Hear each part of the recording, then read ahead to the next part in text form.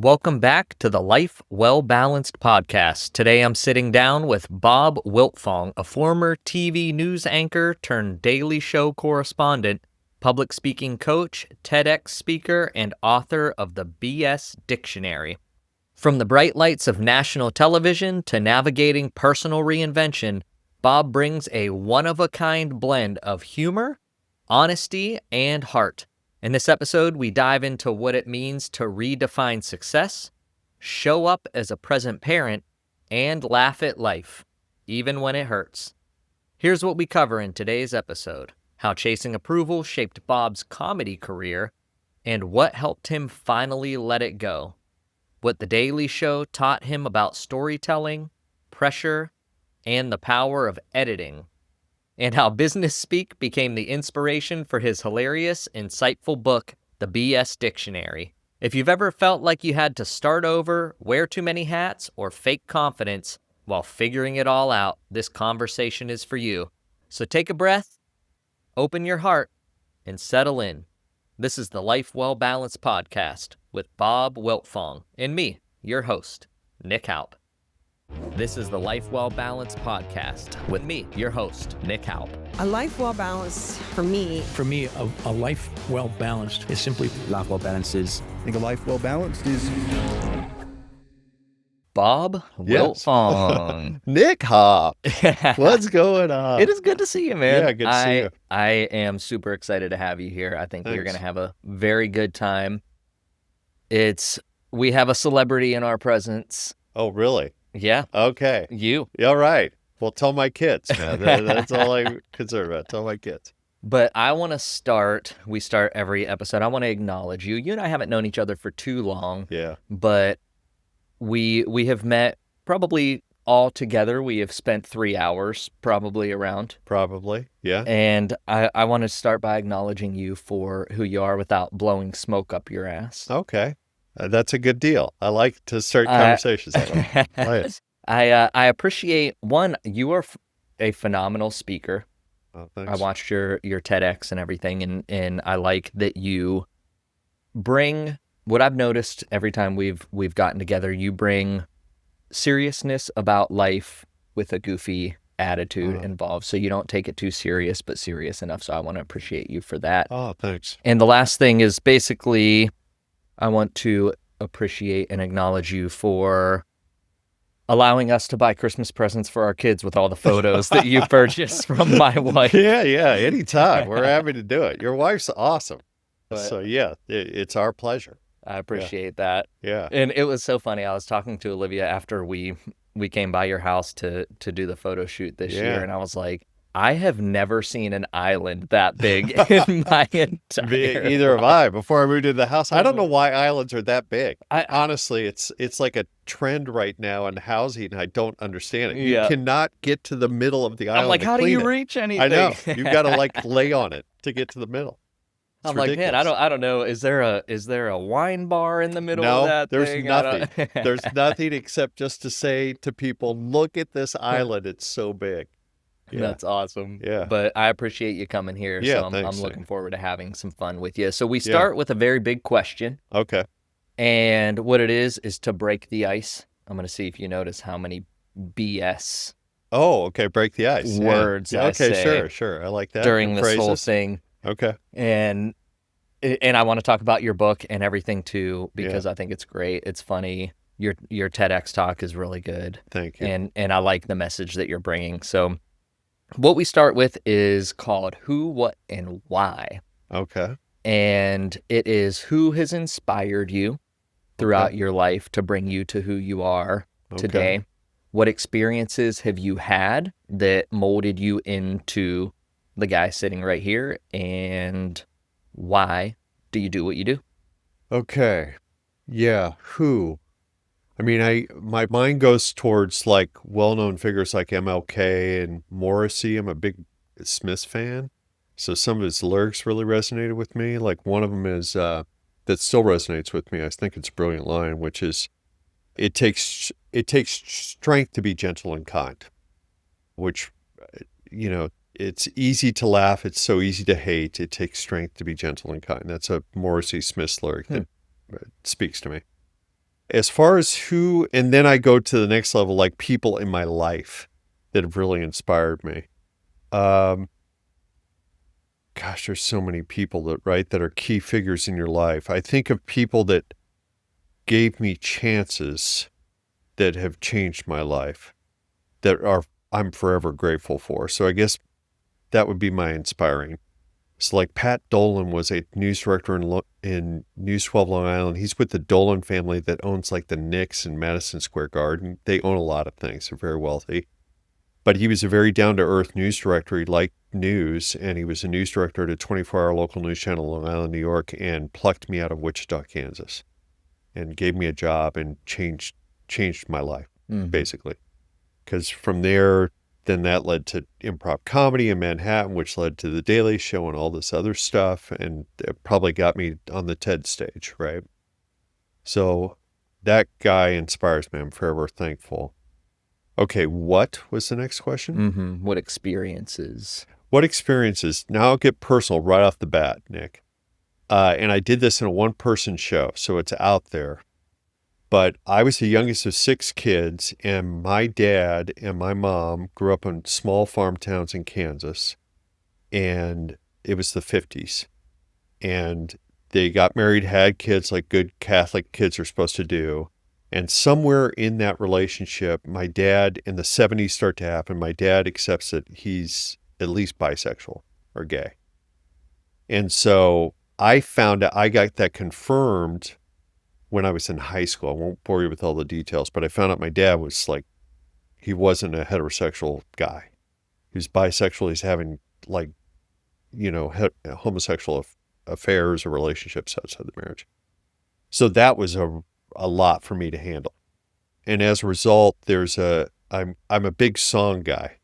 So there's a song, God, I think it's Everclear. I could be wrong. But there's a line in the song of like, he's talking to his father of mine. If you're familiar with that song, Father of Mine. He says, inside I will always be weird. I will always be lame. And I don't want my son to know all the things that have gone on with me. And so that resonates with me of like, I was raised by a dad who isn't your typical dad. And so that kind of informs my worldview. So my dad was very influenced by history and current events, was a very, serious guy, but was also a goof. And my background, that kind of explains why I'm this 2-part person where I'm deep, I'm thoughtful, but I think humor and all that stuff is a way to cope and get through, stuff that's kind of a challenge. So that, I would say that's a big influence on me. I think I don't want to send the message that I feel weird inside. I feel good about myself, but I always feel a little like, oh, I'm not your typical guy. And then what was the last one? Why do you do what you do? Why do I do what I do? That changed through life when I started to have kids. As an actor and comedian, you're always about you, right? Very narcissistic by very nature. Your product is you, and you're, promoting yourself a lot. And once you have kids, as you can appreciate, they don't give a crap. Yeah. And they need a good dad and good parents that are there. And so that was it was almost like a grieving process for me to say, I am going to let this dream that I had of what I was going to pursue in acting and comedy die for the sake of being a better husband and a better father. And that's going to be more my legacy in this world. And that's a more important legacy than any Emmy or any award I could win in that professional pursuit. So why am I the person I am is because of my kids and the stages of grieving that I went through to adjust to being more about others, especially my family, than I was about me. Now, with your kids being older, are you going to start pursuing more comedy and stuff again? Or are you good with the business world? I feel pretty good about where I'm at. A lot of it I've realized as I've gotten older, maybe it's just my perspective has changed. I think for me personally, when I was doing comedy, I was trying to get approval or love that, not to get too Freudian, but I think there's truth there for me.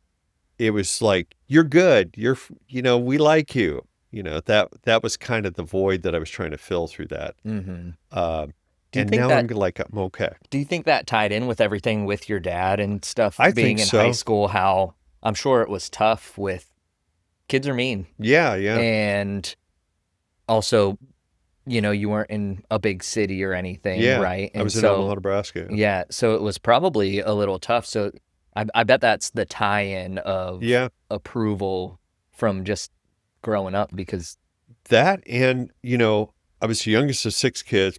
My parents were overwhelmed with children. By the time they got to me, they were kind of exhausted. It's just like you came home at night good. That's all we need to know.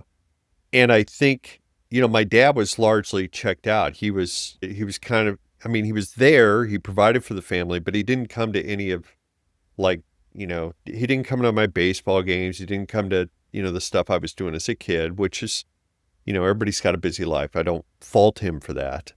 But at the same time, he wasn't there. And so I didn't feel like I got that. Like, you're good, son. I love you. We're good. You're a good person. I kind of had to find that through other outlets, I think. Yeah. Interesting. Now, that probably shaped the way that you parent.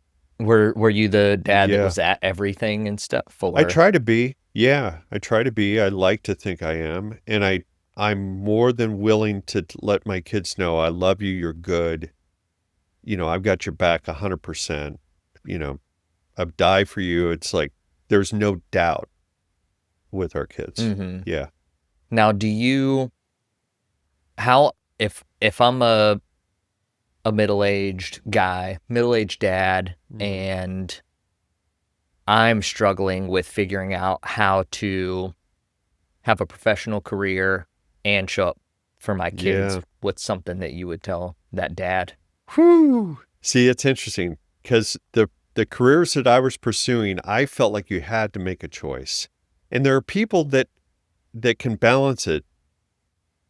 But man, when you get up to high levels, I have a very distinct memory of being in New York and going into a taping of the Today Show.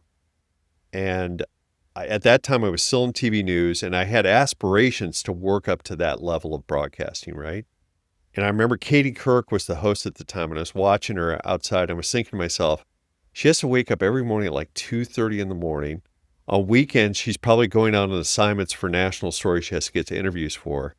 She's making a lot of money. She's well known, but her personal life's got to suck, So I felt like, for me personally, I'm like, it's really hard to do both. So much so that I'm kind of dubious when anybody says they are doing both. I'm like, there's just only so many hours, right, in a day. But, at the same time, there are couples and people that seem to do it, at least from the outside. Yeah. So if you ask for my advice, I would say, I feel like you almost had to pick one and just go all in. And for me, it was like I was either going to be a starving artist and not be married and not be a good dad and probably get up to some level of, I felt confident I could get up to some level of, if that's what I'm all about, I'm inevitably going to reach some level of success in that industry.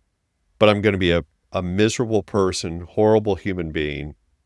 That was the track I was going on. Lack of connection. Yeah. So I think that's part of the reason why you see a lot of people in Hollywood, the famous people that like are living in Malibu and try to kill themselves. It's weird. What's the purpose? And yeah. What am I spending all my life to try to do? Which is, if it's just to be famous, that's kind of unfulfilling after a while. Yeah. Now, with coming on the show, what is the one thing that you want the listeners to get out of our interview together? Boy, these are deep questions, Nick. Let's see. There's one thing I would want people to get out. I'm going to lean on Morrissey again. You probably hate the Smiths. I don't know if you even know the Smiths. No. There's probably viewers out there that are like, oh, God, this guy's a Smiths fan. but he's got the Smiths have another song called Ask, and it's shyness is nice, but shyness can stop you from doing all the things in life you want to. And coyness is nice, but coyness can stop you from saying all the things in life you want to. And so, and then the chorus is ask me, ask me. And that's kind of the way I am. And that's what I would want to leave people with is my journey, my professional journey was all about removing regret from my life. Even if I failed as an actor, I was going to remove that thought in my mind, what if? Mm-hmm. And so to me, it's better to go out and fail at something and be bold than to, be a little nervous about what if I fail? F it, fail. Because it's better for me personally, it's better to leave this world knowing that I squeezed the marrow, right? Mm-hmm.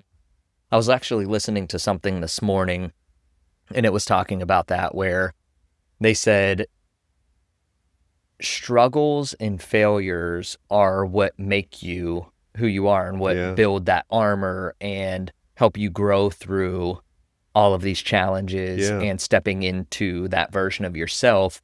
And the guy said, no one ever gets on a podcast or on TV or writes a book saying, yeah, that time at the beach when I was just sitting there not doing anything really molded me get into this person to get through everything that I have been in life.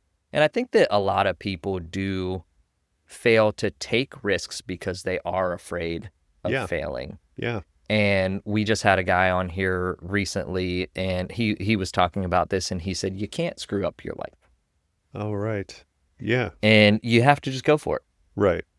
I had a mentor a long time ago, and he said, you want to be the person that says, I'm glad I did, not I wish I would. Oh, yeah, that's a great line too. Yeah. And so we keep talking about acting, and I don't know how much you want to get into that, but what I want to pick your brain on is, what is the mental health like in pursuing comedy and acting? And I'm sure it's all over the place. I'm sure there's people that kind of had it figured out. I'm sure there were very insecure people. I'm sure there were people that were just mean. Yeah. So what are the biggest lessons that you've learned with coming up in acting? Because you've been in multiple movies and stuff too, right? And on The Daily Show. My wife and I, after the first time I met you, we looked at some of the movies you were in, and we watched one, and we were like, oh, there he is.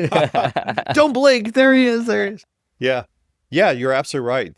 The headline answer is the most miserable people I've ever met in my life. Some of the most miserable people are people who do comedy. When I was working on The Daily Show, it was the Harvard of comedy, and still is. I think they really do brilliant work when they're firing on all cylinders. It's just a great show, great content. But it takes some anger and some frustration of what's going on in the world to produce that content. Mm-hmm. And Jon Stewart, when I had very limited, it wasn't like John and I went out to a bar and had drinks or anything, but he was, I worked with him for a year, and he was kind of my boss. So I got a feel of him. Off camera, he's very curmudgeon-y. He's not really happy with what's going on in the world, and for good reason. He's got reasons to be unhappy. Mm-hmm. And then on camera, he kind of turns that into jokes and puts on the show of show business. But privately, he's not the most uplifting guy to hang out with, because he sees a lot of the crap that's going on in the world. So I think there's a lot of dysfunction in the entertainment industry. I think it's because there is a lot of people who were like me, looking for approval, looking for a gap in their mental stability, that causes a lot of paranoia, a lot of selfish behavior, a lot of, I'm going to kick you off to the side because you're taking my spotlight type behavior. Mm-hmm. I know when I was coming out of that world into more of a straight career pursuit of business and what I'm doing now, I remember having conversations with my wife on a much smaller kitchen island. This was before we moved into the what? And she just said, basically, you're damaged. Like, you're kind of damaged from that whole experience. Mm-hmm. And I remember when I was dating back when I was single, you would date. I would run into people I was dating, very attractive. I remember one girl in college, very attractive, but she was a wounded bird. Like she had been damaged. And, you can't work with that. They need to work out themselves. You need to be happy before you can be happy with anybody else, right? And so my mind goes to that. At that point in my professional life, I was a wounded bird. I'm kind of messed up. I don't trust people. I'm still looking for a lot of approval. I'm not finding, peace outside of getting applause or somebody giving me a role. So there's a reason why, going back to the Malibu experience, I'm specifically thinking of Owen Wilson tried to commit suicide. I didn't know that. Yeah, it's a few years back now. It didn't get a lot of play, but at the time it was like, oh my God, he tried to commit suicide. And he was living in Malibu at the time, and he's Owen Wilson. It's like, what are you doing? But yeah, it made sense. And I worked on the Chappelle show, and Chappelle walking away from that, it made sense to me too. Yeah. Like to be called crazy, this Dave Chappelle's experience, to be called crazy by a crazy industry, how do you make sense of that? Yeah. Yeah. So what kind of things did you implement to grow yourself to not be a wounded bird? Right. Still in the process, I think, right, every day, right, we're evolving and growing. I really think kids was like, it was a shock treatment. It's almost like I went into rehab or something, and just, it was like 48 hours of hell of not being on the drug, Yeah. You're not in control of Right, anything. right, exactly. Somebody else is more important than you, and it's good. Mm-hmm. So I think kids were the biggest thing. And, my wife was I'm of the mind that when you get married, it's a complete roll of the dice, right? Life's long, people change, even in a relationship, you never know where people are going to go. But I got lucky because I really married a good woman who stood by me during some really hard times. So that all helped. I think the shock therapy of having children and having to live for somebody else and really appreciating that. And also having a wife that was just like tugging me along to get out of it and say, let's look at things that are different from what you're experiencing here. So when you're working on yourself, get married and have kids. That'll fix everything. That's the main takeaway of this whole conversation. Have kids. I should write a book, probably be a bestseller or something. Get married, have kids. It'll fix everything. Oh my God. It's the worst advice ever, I think. But sure. So we were talking about The Daily Show, and Steven had a question for you regarding The Daily Show. So I want to make sure we get that in. Sure. Because he's my operational guy. So he's all about. He's right here. He's off camera. Yeah. Extremely attractive man. He's just got the world by the tail. Anyway. So he said, what were 3 things that amazed you when you came to the workflow or process of how The Daily Show operated on a day-to-day basis? Well, surprising things. It's just understanding the process was kind of surprising. So I only did one in-studio piece, and everything else was in the field. It was like... You were like man on the street, right? Right. Okay. And every story started with an initial pitch, which I got into the habit of pitching. It wasn't every correspondent. Colbert was still a correspondent on the show when I was on there. And I don't think he pitched, but maybe he did. But I was one of the few correspondents at that time. There's only 5 or 6 of us. But the other correspondents that I knew of did not pitch stories. So it starts with a pitch. And being a former journalist, I was like, okay, I'm going to pull this story that I see from, Tennessee or wherever. I think there's a funny element here that we could turn into a segment. Pitch the story. John and the powers that be decide which stories are worth investigating. You have a field producer that then starts, or that may not even be their title, but they call around to see if it's even doable. And then if it's doable, the first step in the creative process is a joke meeting, where it's a designated hour of getting people in a room and you just bounce ideas off each other. And then there's one person who's writing everything down. Now, all you have to do is record it and you get a transcript. But that's where the process started. So that was one surprise of like, oh, this is how you make the sausage.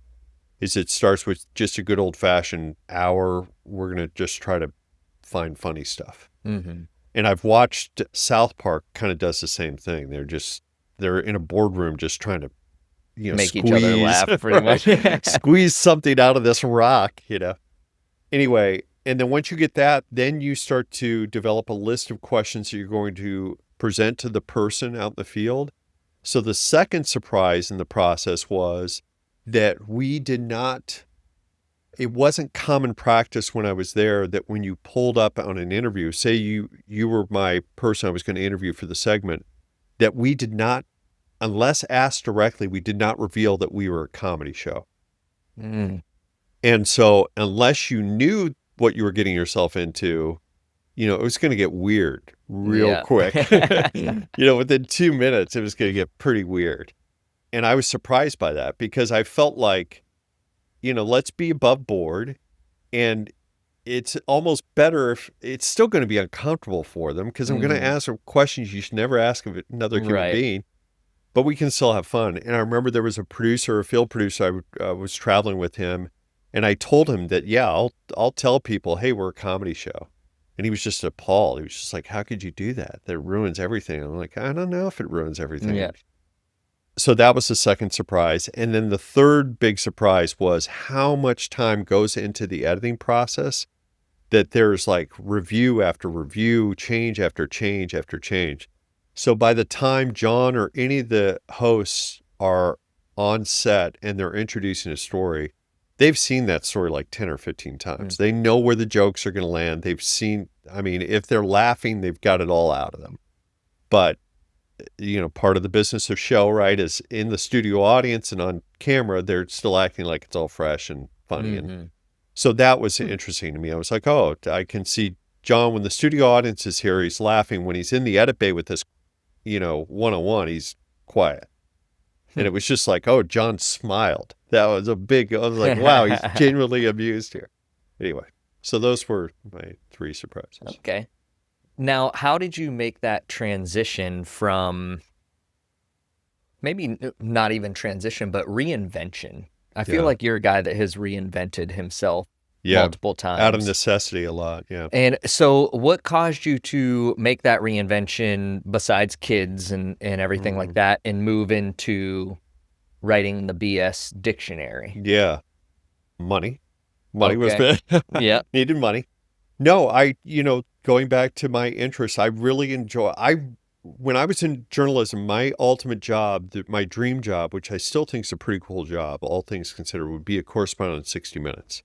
I thought that was like legitimately helpful broadcast journalism. And you can say whatever you want to say about their agenda or, in today's world, who knows? But at the heart of it, I think it's just really good, helpful journalism most of the time. So that's what I wanted to do. So I had this serious element of like I really am a fan of history and wanted to get thoughtful and deep with stuff. And then I had this comedic skill set that I was kind of this rare combination. I was, that term of unicorn, which is probably in the BS dictionary, of like, don't know exactly what to do with this guy, but it's a very unique skill set.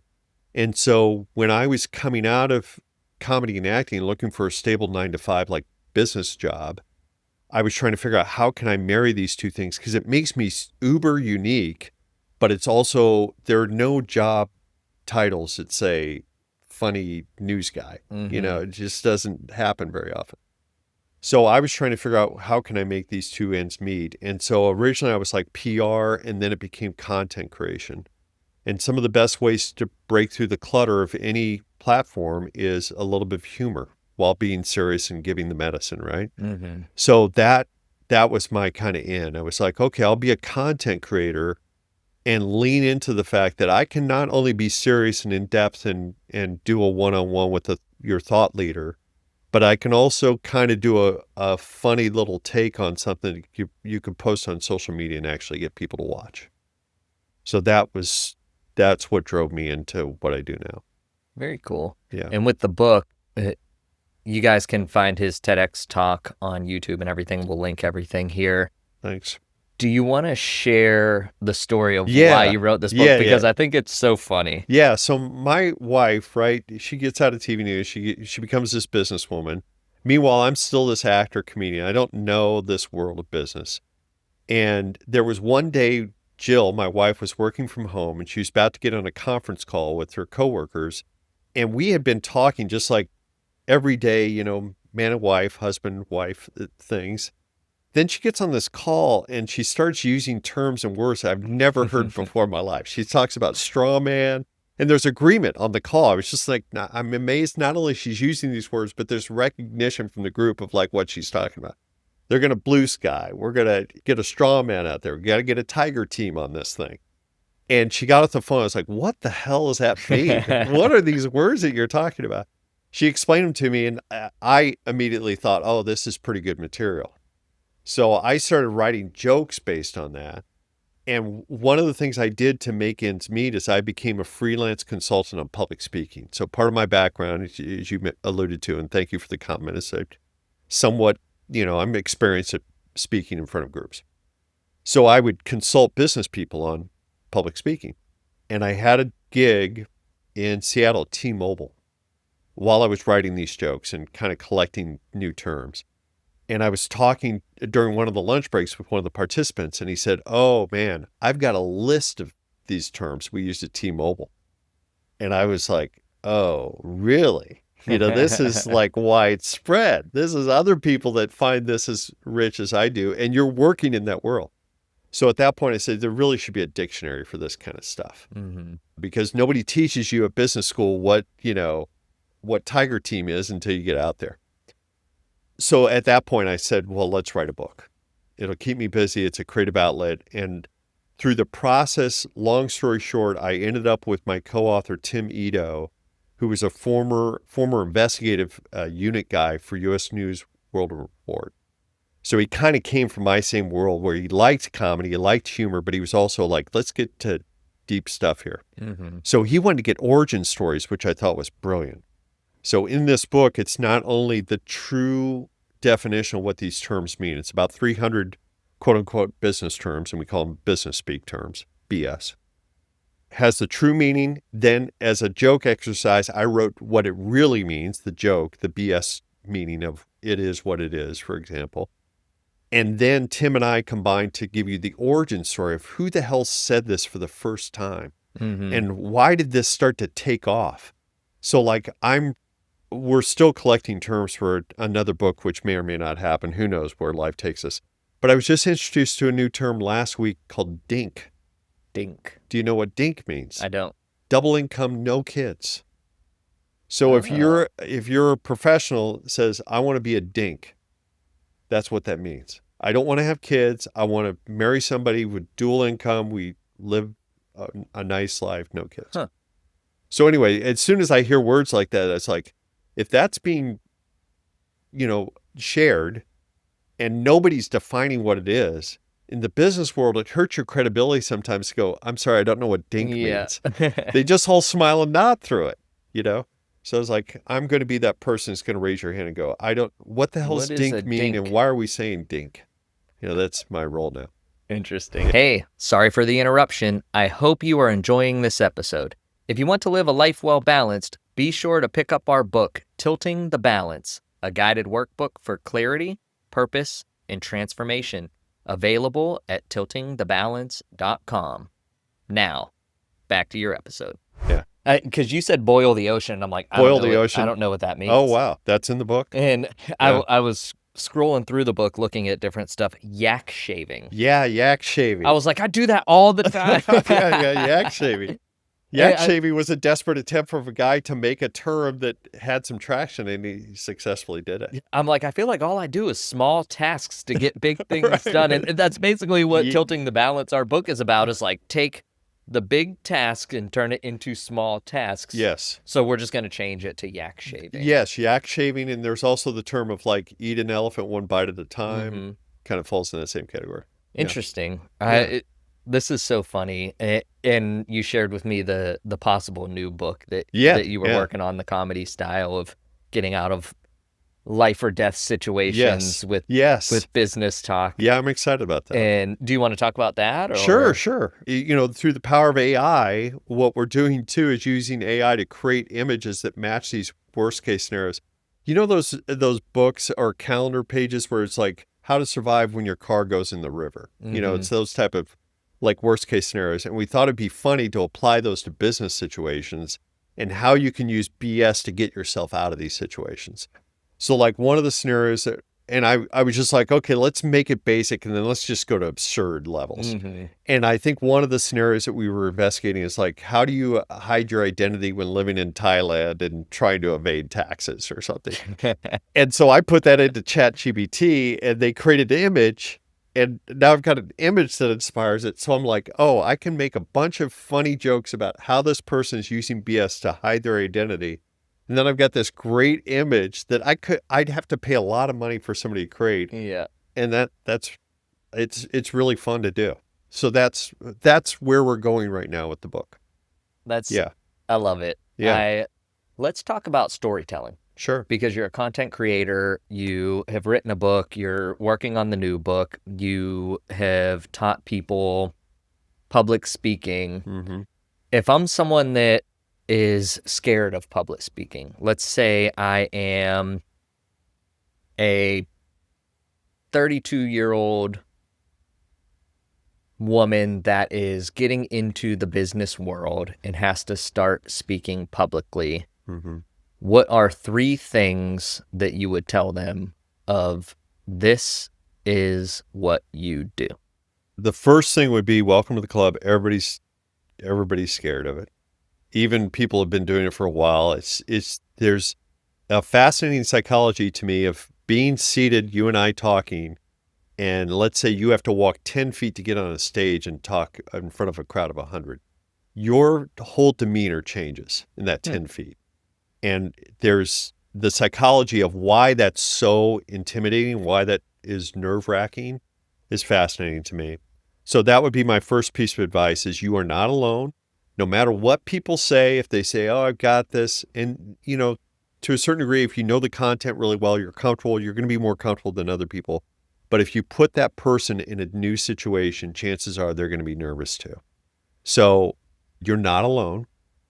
The 2 other things I would pass on to that hypothetical person are body language tricks. That there was some research, and it's from a TED Talk that was originally done by a lady when she was at Harvard. She's no longer at Harvard. I think her name's Amy Cuddy.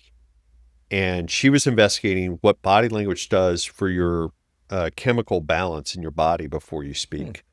And she had one control group that was small. They would close themselves up before speaking. And then another control group that was big. They do the Wonder Man, Superman poses and spread out and stuff. And she measured their chemical, the dopamine releases in their bodies. And she said, there is evidence that by being big, your body starts to fill yourself up with the chemicals that make you confident. So body language skill-wise, I would say just get big before you have to go up there. See what that does for you. When I work with business people, I say, even if you don't feel confident, one way you can look confident, and over time, your body starts to feel confident, is plant your feet shoulder width apart, your weight evenly distributed, your hands by your side. And that's where you start from. Because that is exposing your body to internal organ attack. I mean, it's telling the audience, I have nothing to be afraid of. And it's interesting now when I look at Trump and other world leaders, they will come out for photo shoots with that same body language. Interesting. And my theory is they're coached on that looks confident and very sure of yourself. The other thing I would say, whoops, sorry about the microphone there, Stephen, is big gestures. So from there, Huge. huge. The accordion, huge. Yes. So big gestures are another thing we do when we don't give a damn about being judged or we feel like we're being judged. We're usually pretty animated. When somebody cuts you off in traffic, you're getting big and animated, right? Because you've got passion and you don't give a damn.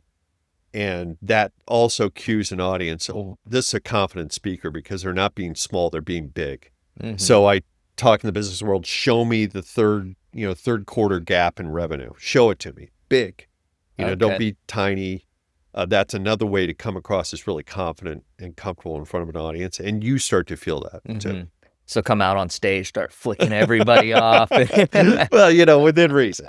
Yeah, within reason. Yeah. You were talking about everyone being nervous or scared Yeah. of public speaking. It was the studies show that more people are afraid of public speaking than dying. Yeah. Right. Yeah. So they say you'd rather be in the casket than giving the Yeah, eulogy. that's a Jerry right? Seinfeld joke. Yeah, I'd rather be in the casket than the guy giving the eulogy. Yeah, I it's love true. Jerry Seinfeld. Yeah. Just his business acumen, Yeah. his comedy, everything Yeah. is just so awesome. It's a craft. He applies himself to it. You ever seen the movie? It's the documentary Comedian with him. I don't think so. It's a good one. If you know anybody in your life who wants to be a comedian, they should watch Comedian. Okay. Because it shows Jerry Seinfeld fresh off the success of Seinfeld building a new stand-up act. Okay. And you see him making the hot dog, right? So he comes up on stage with ideas on a paper. And you watch the evolution over a year of him going from that to playing in front of 1,000 people and killing it. Huh. It's a very good documentary. So coming back to storytelling, Yeah. what can people do to be a better storyteller? I would think practice, right? One of the analogies I use when I work with business people about this is Michael Jordan came out of the womb predisposed to be a better basketball player than you and I. But he practiced at it, and then he became Michael Jordan. Mm-hmm. If you can not really have all the tools to be a great speaker, but if you keep working at it, you're going to get better. And so practice would be my first tip on that. And then there's an adage in acting, which I think is very helpful. That's the back end of practice, that when you get up on the stage, then forget everything. And the idea is when you audition, you're rehearsing your scripts, you're rehearsing your lines, but then when you walk into the audition, you're soaking in what the room's giving you, you're open to what the moment presents itself, and you're trying to forget everything and just be that person in that scene. Mm-hmm. And I think that's the same thing ideally with speaking, is you know what you're going to say, you have your talking points, you know what you want to do, but you've got to let that all take a back seat to what you feel like the audience wants to talk about and how you can serve them rather than serve yourself up there. And I think some of the best speeches that are out there have been from people going off cuff. Yeah. Because they just read the audience, had a thought, Yeah. and then they went with it. And I think that builds a lot more connection too. Right. Because you don't want to walk up there and be a robot. Right. And I've been doing a lot of speaker training and everything because I've stepped out to speak and everything as well. Yeah. And so what I've read and listened to and learned is don't just memorize your talk word for word, because then you're going to get up there and you're going to sound like you just memorized the talk word for word. And it isn't human. It isn't touchable. It lacks that connection and that authenticity if you're just reading from a teleprompter in your mind. That TED Talk that I did was all heavily memorized, right, too? Yeah. And I had certain things I had to hit, but I'm also, if I'm doing my job well, I'm also aware of what the audience is reacting to and willing to go there a little bit and then come back to my talking points. After I watched that, I was like, I'm going to steal the stomp your feet thing. Oh, yeah. Because I get people to raise their hand all the time, but that's like kind of boring. And I watched your TED Talk and I'm like, I'm going to get people to stomp steal their it. feet. I stole it. You know where I got it from? My wife's student council election when she was in high school. The candidate that beat her did a stomp the feet thing. Oh, man. And so I was in Wichita, Kansas, and I was the speaker for a very small high school graduation. And I had to write the speech, and I was like, I want to be something memorable. And Jill, my wife, told me that. I was like, oh, that's good. So I used it at the high school thing. So when the TED thing happened, I was like, I'm going to use that again because it is a really cool way to demonstrate a point. And it gets your audience, they're moving. So now they're generating energy. Right, and now you get to feed off that energy too. Yeah, you can literally hear the power of many over the power of one. Yeah, I loved it. I was like, man, I'm stealing that. Yeah, do it. I just did a talk last week.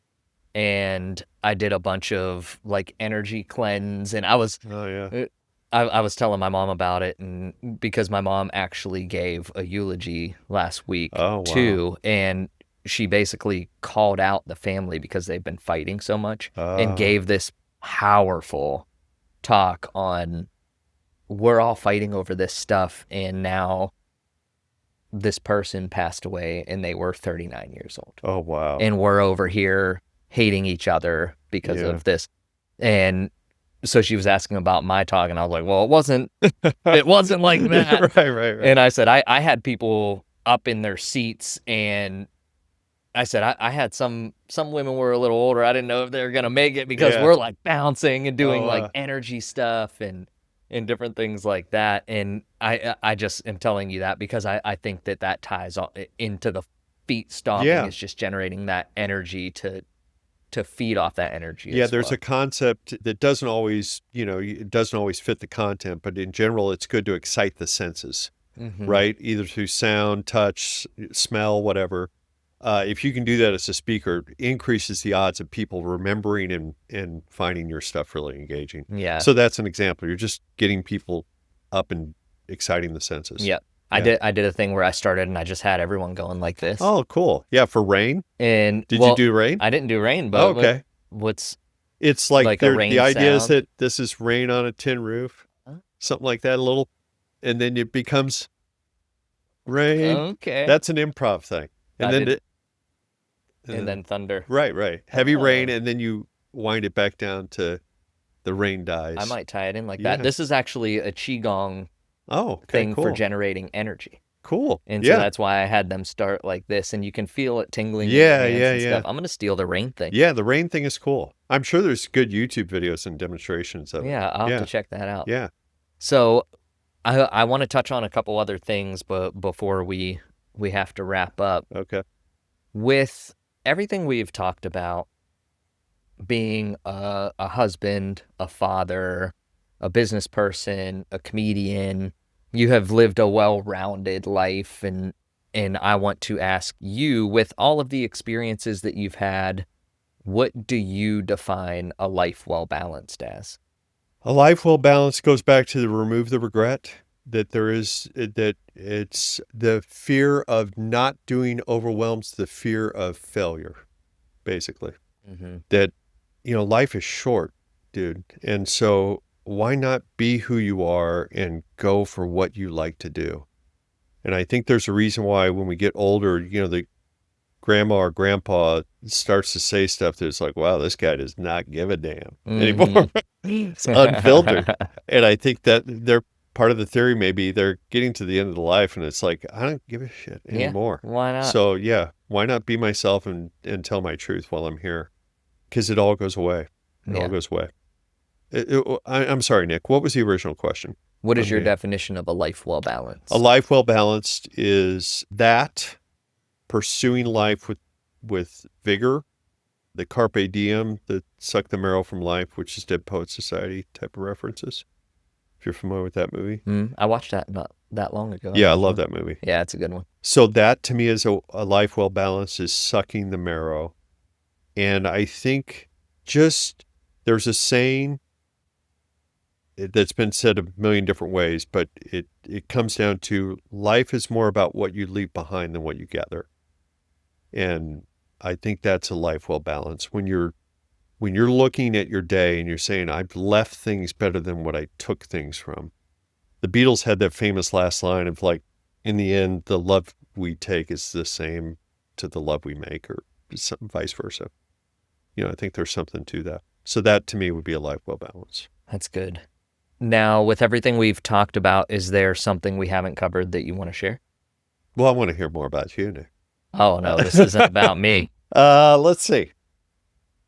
You have to start a podcast and then bring me on. Well, it. yeah, I'd be more than happy to do it. I've thought about it, but it's a lot of work, man. This is a commitment to get guests all the time and keep, feeding the machine, the content machine. I just keep Olivia booked, and then I keep meeting good people. Oh, there you go. Right, find it through Olivia. Yeah. No, I think we could talk for days, but I think we've touched on some really good stuff. And thanks for your thoughtful questions. I thought your questions are really good. Oh, I appreciate that. And I'm not blowing smoke when I say that. Yeah. Thank you. Now, where can people find you? They can find me. I live in Ponte Vedra, Florida. They can knock on my door. They can find me easily through Google Maps and Google Earth.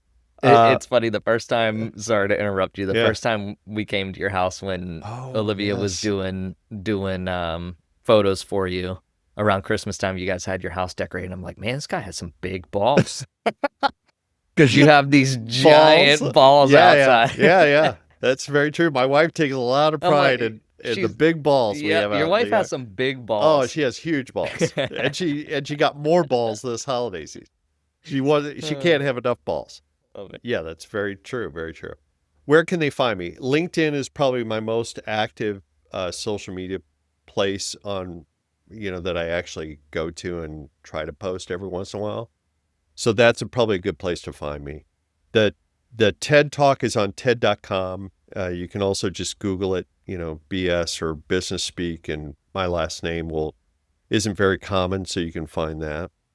So those are a good place to find me. Are you still doing coaching for public speaking stuff too? Or Yes and no. I've got a full-time job now. So I told, in that world, it's all freelance.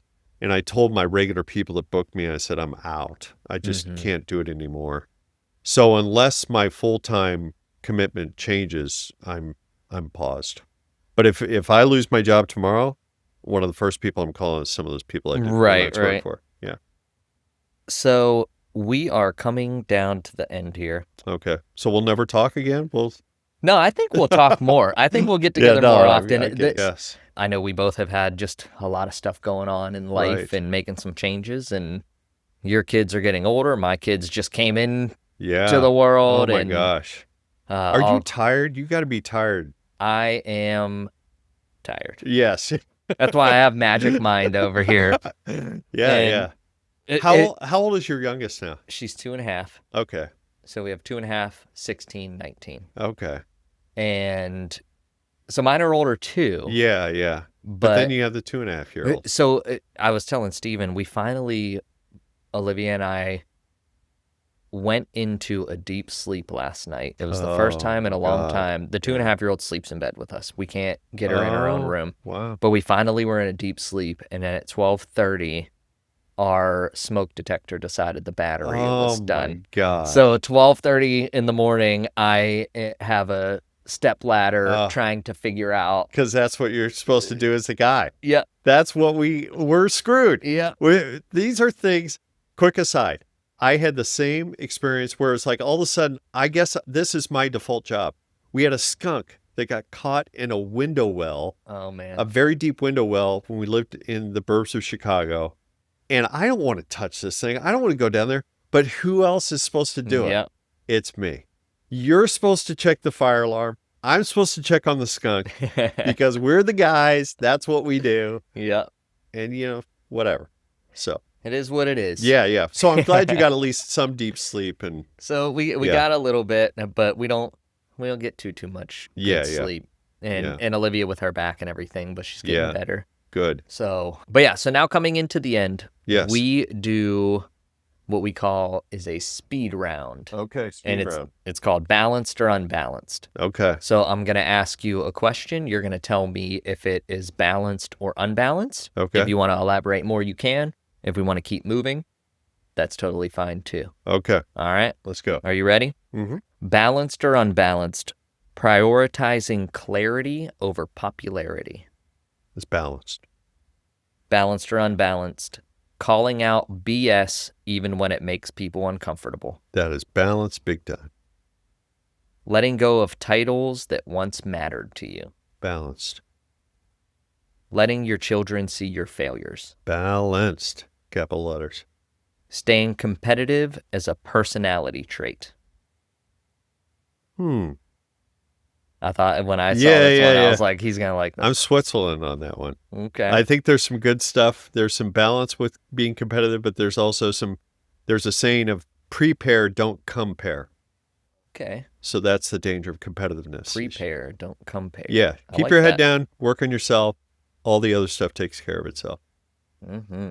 Knowledge bombs at the end here. Yeah. Balanced or unbalanced? Seeking relevance after a major career chapter.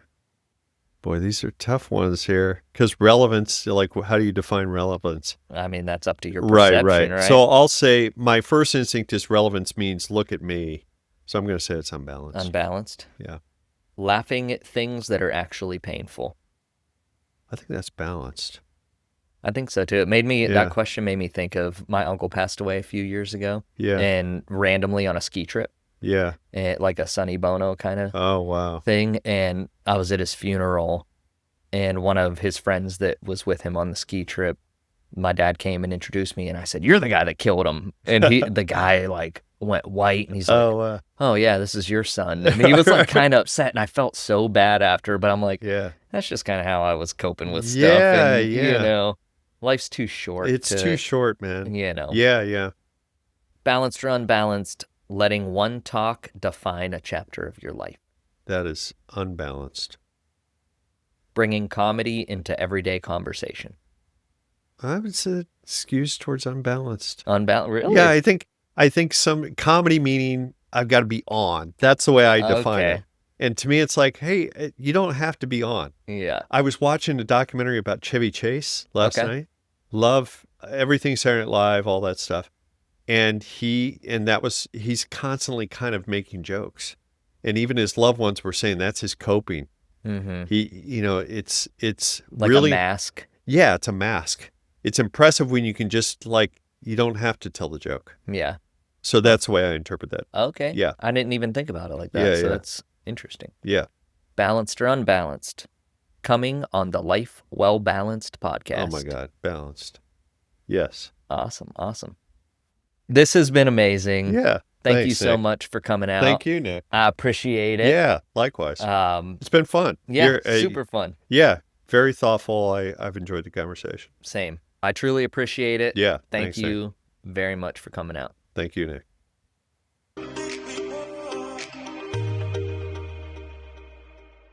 The Life Well Balanced podcast is proudly supported by Cole PR Software Consultants. Cole PR helps small businesses, nonprofits, and government organizations bring their big ideas to life through custom software, AI-powered solutions, and seamless system integrations. Whether it's building smarter workflows, creating secure digital platforms, or scaling your technology with confidence, Cole PR combines global talent with practical delivery to make innovation accessible and affordable. Visit coleprsc.com to learn more about future-proof solutions built for today.